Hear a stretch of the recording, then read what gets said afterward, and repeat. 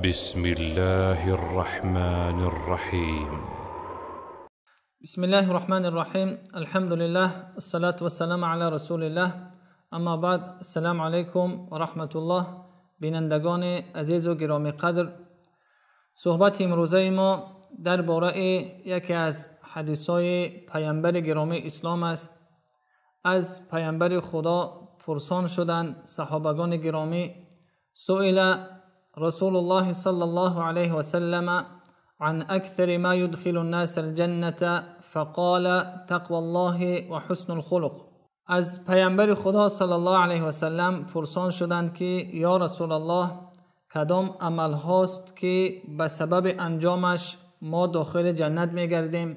پیامبر رحمت فرمودند که تقوا هست، ترس خداوند است و اینچنین حسن خلق است، اخلاق حمیده داشتن. دوستان گرامی قدر، این حدیث گوهروار جوامع الکلم است. اگر چند یک کلمه های کوتاه هست که پیامبر خدا جواب گفتند، اما در داخل این حدیث یک دنیای هست. ما ببینیم که رغبت صحابگان گرامی قدر را که جنت را میخواهند و رضای خداوند را میخواهند و از پیامبر رحمت پرسان میشوند که کدام عمل است که به سبب انجامش ما داخل جنت گشته باشیم.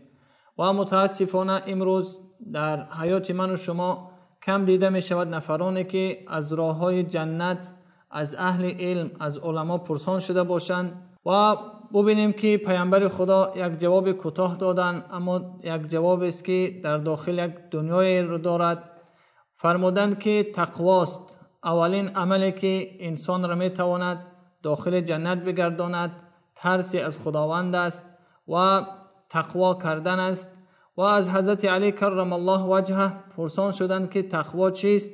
حضرت علی فرمودند که تقوا الخوف من الجلیل.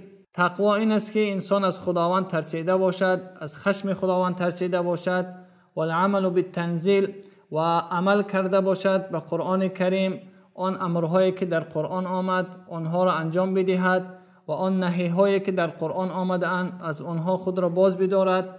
و القناعة بالقلیل، و این چنین انسان بر رزقی که خداوند برایش نصیب میکند قناعتمند باشد و از خداوند در هر حالت رضاگی خود را آشکار کرده باشد و این چنین آماده شده باشد، توشه داشته باشد بر قیامت، بر روز آخرت.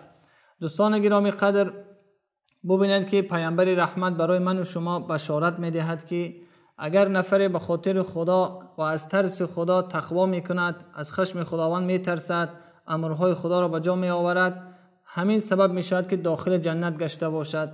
و این چنین عمل دومی را که پیامبر خدا در این حدیث مبارک میفرمایند، این حدیث از حضرت ابو هریره روایت شده است و راوی این حدیث امام ترمذی و امام احمد و ابن ماجه هستند. حدیث صحیح است.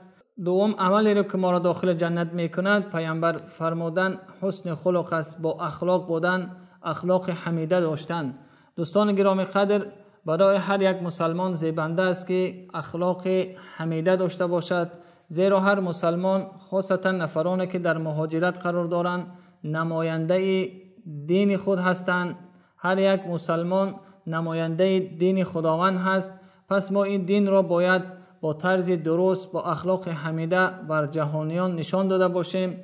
بعضا می شود که با اخلاق خود از موعظه دیده زیادتر ما امر معروف میکنیم. از اخلاق ما امکانیت دارد که نفرها دیده مسلمان شوند و راه راست را انتخاب کنند.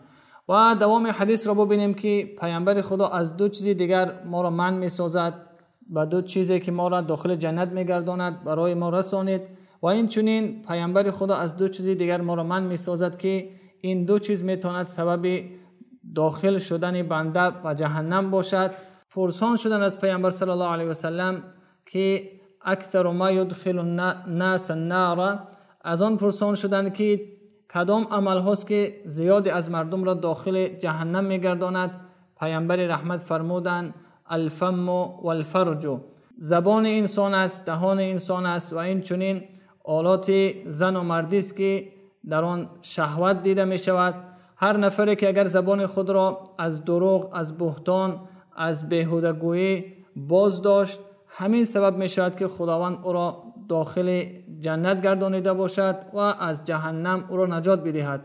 و این چنین دوم اشاره که پیامبر رحمت سبب نجات یافتن ما از جهنم را در اینجا بیان ساخت، این است که ما شهوت پرست نباشیم، به خاطر دنیا شده شهوت چرانی نکنیم.